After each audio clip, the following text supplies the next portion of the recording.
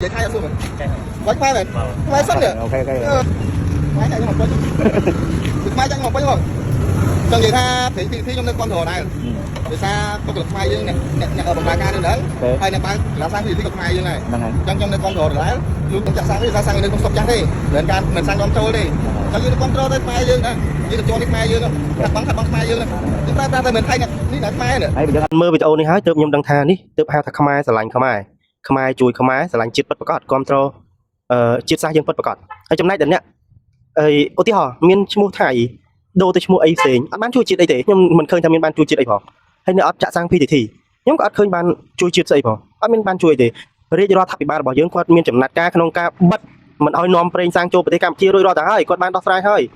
cho vậy để miên nó không sọc dưỡng mình ra từ anh chặt tục chiaផលិតផលក្នុងស្រុកហើយបើសិនបងប្អូនពាក់ហិកាមិនចាក់សាំងពីធីហើយបងប្អូនបាយchỉទៅបត់ជើងបត់ដៃនិយាយជួយអាចជួននោមទៅដូចអ្នកផុសមួយចំនួនទៅវាគឺជាការមើងងាយមើលថោកទៅកាន់បុគ្គលិកខ្មែរទាំងអស់នៅក្នុងប្រទេសកម្ពុជាយើងអ្នកអនាម័យទាំងអស់ជាពូជាមីងជាអ៊ំរបស់យើងនៅក្នុងប្រទេសកម្ពុជាទាំងអស់នៅក្នុងបុគ្គលិកនៅក្នុង PTT ហ្នឹងសិតតែជាពូជាអ៊ំជាមីងយើងទេ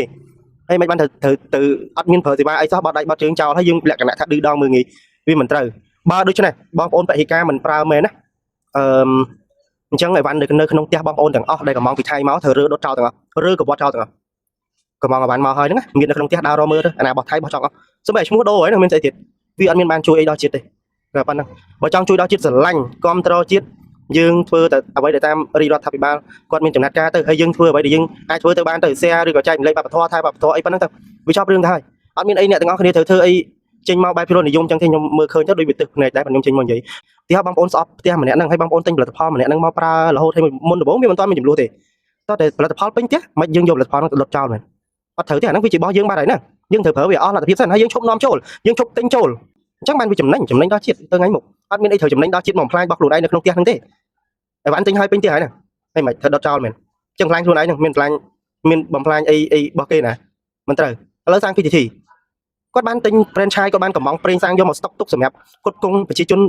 កម្ពុជាទាំងមូលហើយបន្ទាប់មកយើងបេក្ខការជប់ប្រើចំណេញអីដល់ជាតិចំណេញអីដល់ខាតបងអីថៃគេអត់ខាតបងទេខាតបងតែយើងក្នុងផ្ទះខ្លួនឯងទេអញ្ចឹងបងប្អូនបកមកមើលវិញហើយមានមតិណាដែលត្រូវកែតម្រូវខ្ញុំជួយកែតម្រូវមកវិញបានឬក៏លើកឡើងបានខ្ញុំនិយាយទៅតាមអ្វីដែលខ្ញុំមើលឃើញជាក់ស្ដែងទេហើយខ្ញុំក៏ស្រឡាញ់ដែរខ្ញុំស្រឡាញ់ជាតិខ្ញុំនិយាយទៅខ្ញុំគ្រប់គ្រងថែរក្សាវប្បធម៌ស្រឡាញ់ដូចគ្នាដូចតែបងប្អូនចឹងហើយអត់មានអីត្រូវជ្រុលនិយមទេគឺខ្ញុំជាតិនិយមមែនប៉ុន្តែខ្ញុំមិនជ្រុលនិយមដូចបុគ្គលមួយចំនួនក្នុង social media រាល់ថ្ងៃទេអរគុណ